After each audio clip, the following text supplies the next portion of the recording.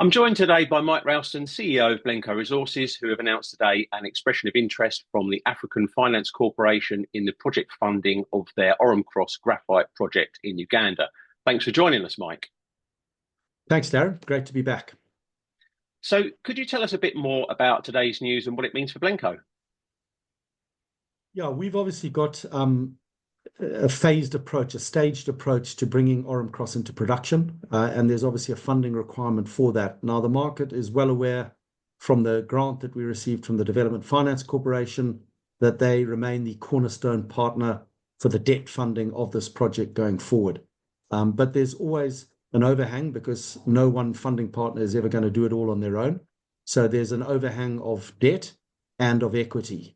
And the AFC have been involved with us, talking to us, doing due diligence on us for a long time. And they've expressed their interest basically to take up the shortfall, being both debt and project equity, that the DFC is not going to take up. So I guess it completes the circle. Nothing is ever done until it's done. This is just an EOI. But at the end of the day, it's a very important step because obviously a tier one financial institution has put up their hand and said they want to be part of this. Okay. How does this funding option tie in with other sort of funding avenues you've got, such as the DFC? Well, as I said, DFC are the cornerstone partner. They won that right when they gave us the grant, the $5 million grant in about 18 months ago. So they remain supportive. They remain consistently saying that they want to fund Orom-Cross into production via debt. And they will take a portion of that requirement to take us into project implementation phase. So the bits that they don't take up, which is the debt and equity, AFC have shown interest. And then there's also a first phase, because in 2026, we want to kick off with a much smaller initial plant that gets us into production much quicker than anticipated. And that's an early stage funding that will be too small for the DFC to consider.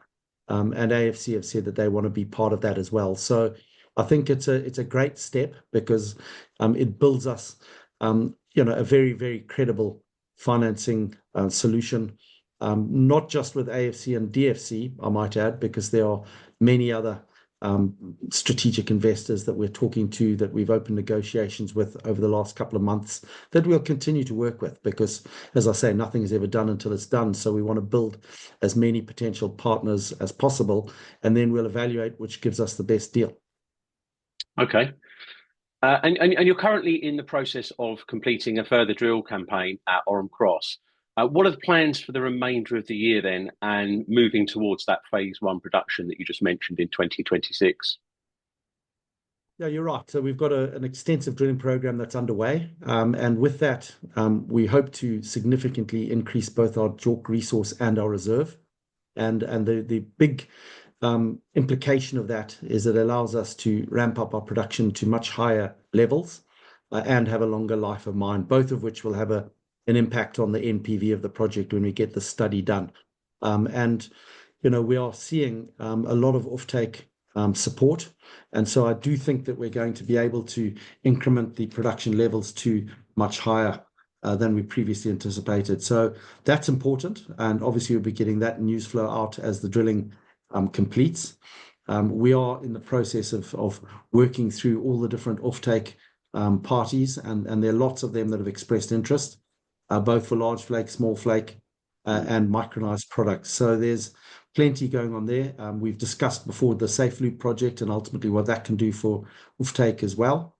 And we'll continue to talk to different funding partners and strategic investors. The on-the-ground work is going well in terms of infrastructure, in terms of our revised environmental approval as well from the Ugandan government. So there's an awful lot of news flow. There's an awful lot of milestones happening all around us.